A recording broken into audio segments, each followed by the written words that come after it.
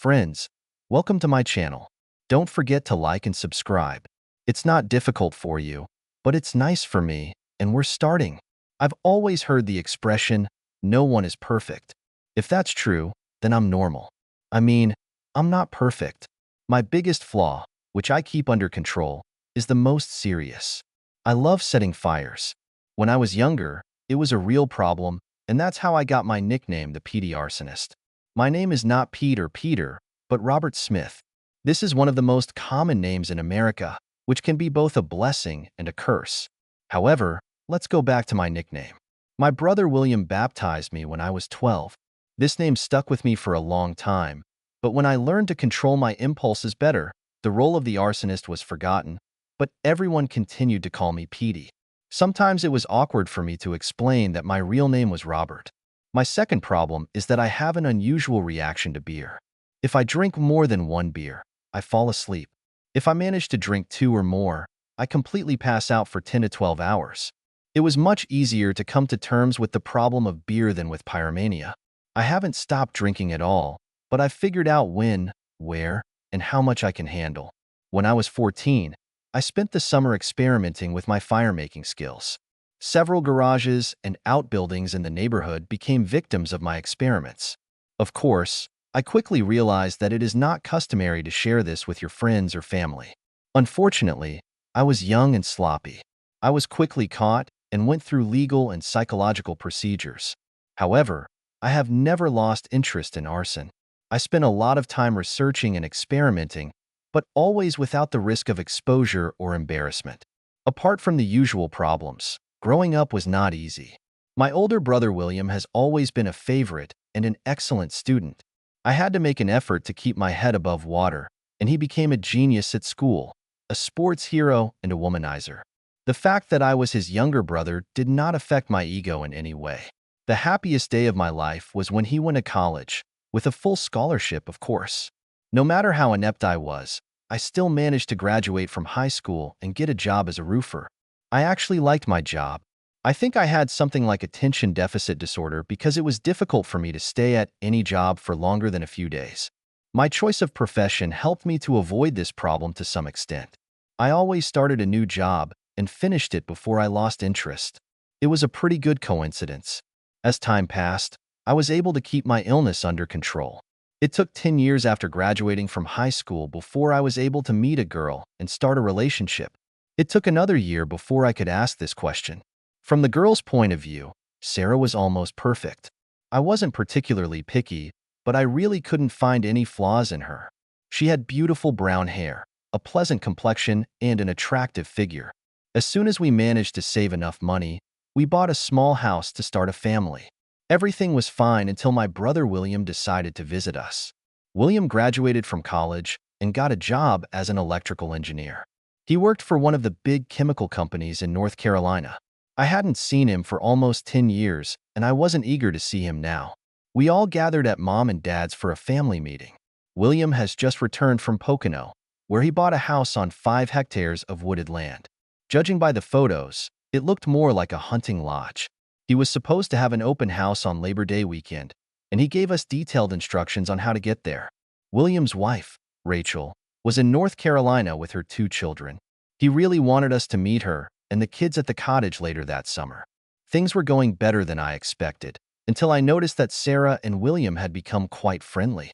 I expected my wife to be friendly, but communication with William was abnormal.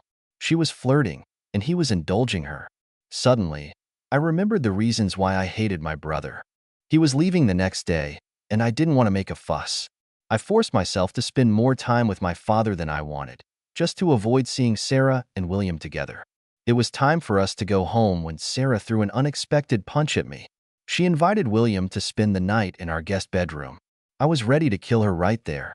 It got even worse when she told me she was going to drive home with William because she had never driven a Mercedes.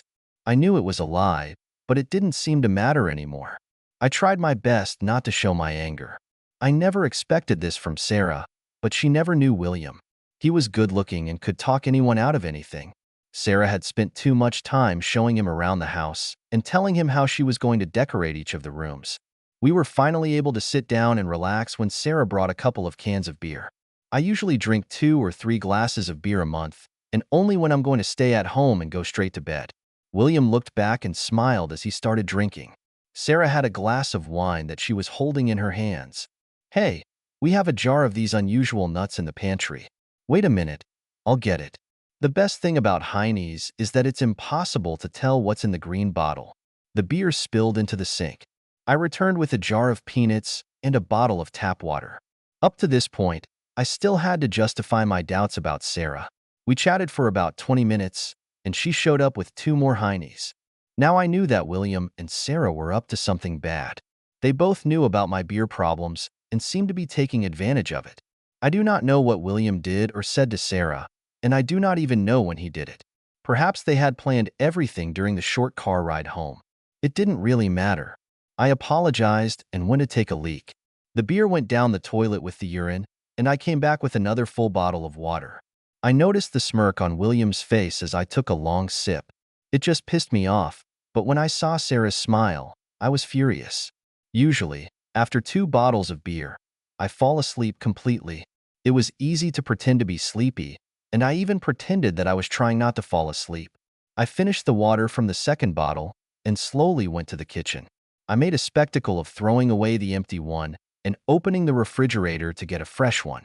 When I returned with the third bottle, William was smiling from ear to ear, and Sarah was blushing.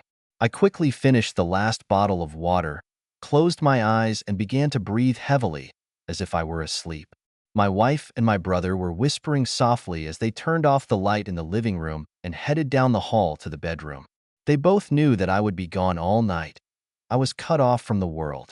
I waited for about 20 minutes and then went into the bedroom. The door opened without any problems. The moonlight coming through the bedroom window made it easy to see my brother and my wife making love on our bed. They had no idea that I was there and watching. It was still early in the night, and I had 3 hours to drive. I have to say that William drew a good map. I had no problem finding his cabin in the woods. It was a beautiful place, and it must have cost him more than $250,000. 30 minutes later, I was driving home, and in the rearview mirror, the cabin looked like a big orange ball. I was sitting down the street from home, out of sight, just as the sun rose. Suddenly, Sarah appeared in the doorway. She looked around and, seeing that my truck was gone, hurried back into the house. 10 minutes later, William ran out of the house, got into his precious Mercedes, and sped down the street. It was still early, so I went to the cafe to have breakfast. Sarah left for work at 8. At 10 minutes past 8, our precious house and all our savings turned into smoke. I stopped by the truck for a while to make sure everything was working properly and then went downtown to close our accounts. I only managed to raise a couple $1,000s. We were not rich, and it took all our money to buy a house. When I got home, police and fire trucks were still everywhere. Sarah was there and talked to the police. I walked over to her, focus, and slipped one of my special bags under the passenger seat. It was a mixture of gasoline and styrofoam with a small igniter made from a remote-controlled car. I'm not sure, but I think Sarah saw me driving away when her precious little car caught fire. My work here was finished. It's time to move on. I've never been to North Carolina before. It was beautiful, but I wouldn't want to live there. It took me 2 days to find where William lives. Damn it, his house was better than a cabin. Its area must have been about 600 square meters, and the garage could accommodate 3 cars. I had to park a few blocks away to watch the house. My old truck in the area would have aroused suspicion. I never saw William, but his wife Rachel took her 2 children out so they could catch the school bus. Sometime later, she drove out of the garage in a Subaru Outback. On the front side was a sticker advertising a local real estate company. I had no problems getting into the house. You'd think they'd have a security system, but they didn't. No one would dare rob William. William was not at home, but his Mercedes was in the garage with a cute little Harley Davidson. In fact, it was a big Harley. I took a quick walk around the house to make sure it was empty and found that it wasn't. There was a cat litter box in the laundry room, but the kitten wasn't there. I spent a few minutes searching and then decided to use a can opener. 10 seconds later, Tabby appeared, looking for food. A few minutes later, he was comfortably ensconced in a cat carrier that I found in the garage. It wasn't difficult to find Old North realtors. I only had to ask for directions once. I walked in the front door and asked for Rachel Smith. Soon she came out, and I handed her the cage with the cat. She looked at the cat and then at me, just for a moment. Oh, no. Petey, you didn't do that. Please tell me you didn't do it. We had never met, but she immediately realized who I was. I'm sorry. It had to be done. I didn't mean to hurt your cat. Why, Petey? Why? What's so good about burning down your own brother's house? You'll have to ask him. I'll call you in a week. If he doesn't tell you by then, I'll tell you myself. We were interrupted by an agitated man who ran in the door. Call the fire department. A car is on fire in the parking lot. Hurry up. Rachel looked at me, but I just shrugged and turned away. As I was leaving, I heard the secretary in the office telling my sister-in-law that the firefighters were already at her house. By this point, I had quenched my anger. I was still angry, but I no longer felt like setting fire to anything else. I drove west for a while and then south. I spent a few days in North Alabama. There was a lot of roofing work, which I found out was caused by several heavy hail showers in the area. The big problem was that all the roofers seemed to be Mexican.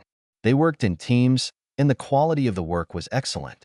My hopes of finding some kind of job seemed slim until I noticed an advertisement in the local newspaper for the hiring of roofing insurance inspectors. I tried to tidy myself up as much as possible from the few things I had with me. Apparently that was enough, because I got the job right away. They paid to send me to a 2-week training course in Mobile, and then I became a qualified insurance agent for one of the large companies. They had so many complaints that I would have had enough work for at least 6 months. I had no problem using my own name and social security number. I'm sure I've been wanted by several law enforcement agencies, but not in Alabama. I bought a small apartment and then sold my old truck. The insurance agency provided me with a car, as well as additional money for gasoline and maintenance. I was doing my job, and I was doing it well. Everyone was happy. I kept my nose out of other people's business and stayed out of trouble. Shortly after I got settled, I called my brother's wife. She said that William claimed he had no idea what made me do this arson. I promised that I would tell her what happened if William refused, but I decided to change my mind. I told her that since he refused to be honest with her, I would have to come back later. When I hung up, there was concern in her voice. My new job forced me to put my appearance in order. I had to cut my hair and also shave every day. These were self-care habits that I knew about, but never considered it necessary to follow. Maybe that's why it took me so long to find a wife or make a steady girlfriend. I usually had dinner at a fast food restaurant and sometimes at an a la carte restaurant. Lunch was always in a hurry. Since I was the worst drunk in the world, I avoided socializing at the bar. I called home about once a month. My parents expressed their disappointment with what I had done. I have never given any explanations or excuses. Finally, about 6 months later, Sarah told them the truth. Because of our childhood relationship with William, they were sympathetic to this problem. William suddenly lost their favor. My father came face to face with him, and he denied everything. Fortunately for me, they believed Sarah. Sarah was trying to figure out where I was and what I was going to do with our marriage. She has been living with her sister since the house burned down. That was the last time they mentioned her. In the conversations I had with my parents after that, my brother or my wife were never mentioned. My parents knew that I would only be able to continue communicating with them if they avoided these two topics. I was doing my job, and I was doing it well. Many local churches offered free English courses as a second language. Soon I started taking these classes and learning Spanish. During this time, I have made several friends. Some of them were roofers that I talked to when I was working. There were also several bricklayers, carpenters, and concrete workers. They worked tirelessly during the day, but they never missed English classes in the evenings. They often joked about their children, who went to public schools and spoke perfect English without an accent. Many wives attended classes with them. Soon my employer decided that I spoke 2 languages. I never learned to speak Spanish properly, but I had no problem keeping up a conversation with the workers. My arson crime was never investigated.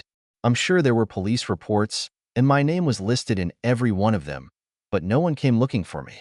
I used my own social security number in all my work documents and even filed the appropriate federal income tax return.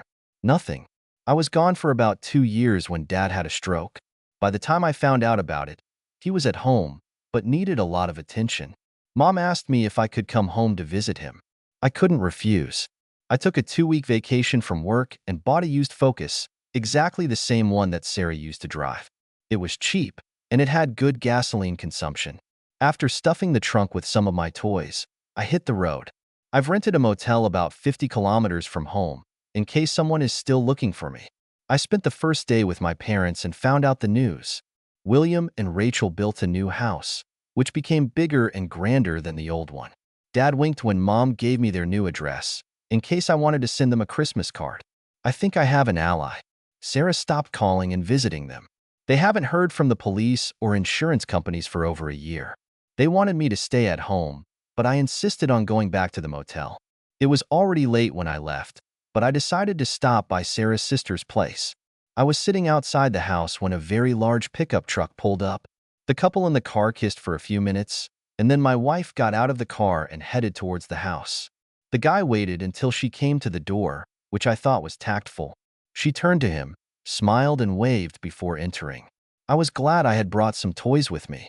There was an all-night diner a few kilometers away, and it looks like my wife's new boyfriend needed to refuel. He parked in the middle of the parking lot so that no one could dent his fancy truck. I parked on the side of the road and walked over to the Dodge to place an order. A special order. He took a table by the window and was just finishing placing an order when I approached his table. "Is that your Dodge over there?" "Yes." "Why are you asking?" "I just saw you come in. This is undoubtedly a great car. Do you mind if I sit down?" He just nodded, and I called the waitress over. "Something like this must cost a lot of money?" It was a comment, but I asked it as a question. "The truck cost me $36,000, but I also spent over $10,000 on accessories." I never found out his name, but we talked about his truck for the next 20 minutes. I just had coffee, and he ordered a signature midnight breakfast. "I don't want to sound curious, but aren't you the guy who's dating Sarah Smith?" "Yes." "Do you know her?" "We went to high school together." "I thought she was married?" It was another comment formulated as a question. "She's married, but he's been dead to her for a long time. The cops are looking for him for setting fire to his own house." "Stupid bastard. Why did he do that?" Sarah said he caught her having fun with his brother. He burned down his brother's house too. Did she admit to sleeping with his brother? Yes. She said that her husband did not make love to her, and she had to look for something else. Now I'm going to help her. It's cruel. Why didn't she just divorce him? I don't know.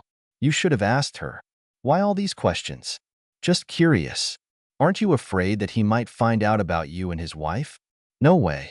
He left a long time ago, and if he came back, I would beat the shit out of his ass. I smiled broadly at him, and a strange expression appeared on his face. Wrong answer, asshole. His eyes widened as I picked up the remote control and pressed the button. Homemade napalm instantly flooded the Dodge. He knocked over his chair in surprise and jumped up. "Give my regards to my wife." No one saw me leave the diner because everyone was looking at a big burning pile of metal in the parking lot in front of the house.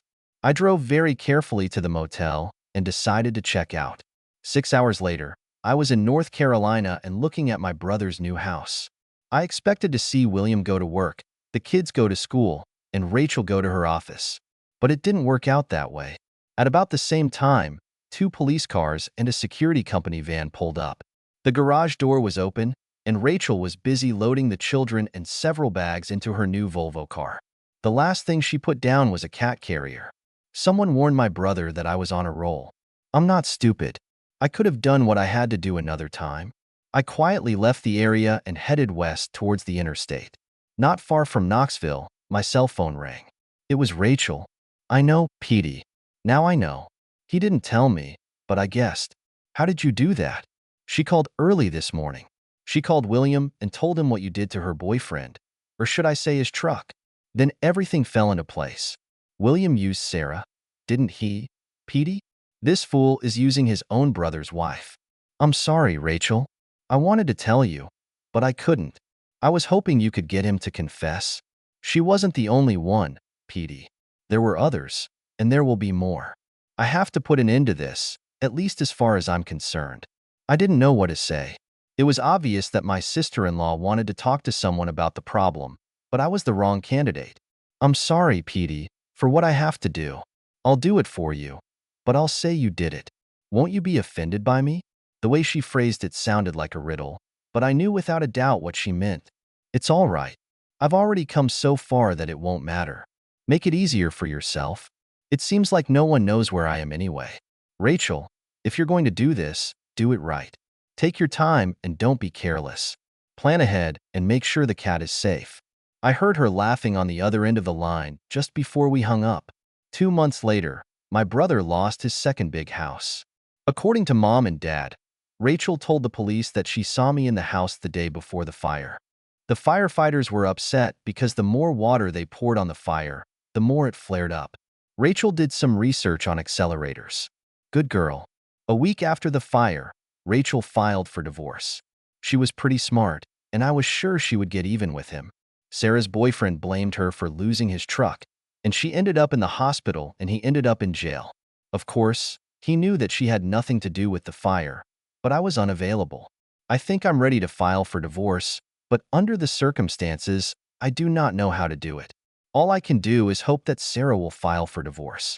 I just found out that I'm getting a promotion at work. I also found out that the company I work for is the same one where my brother insured his houses. Oh my God. End.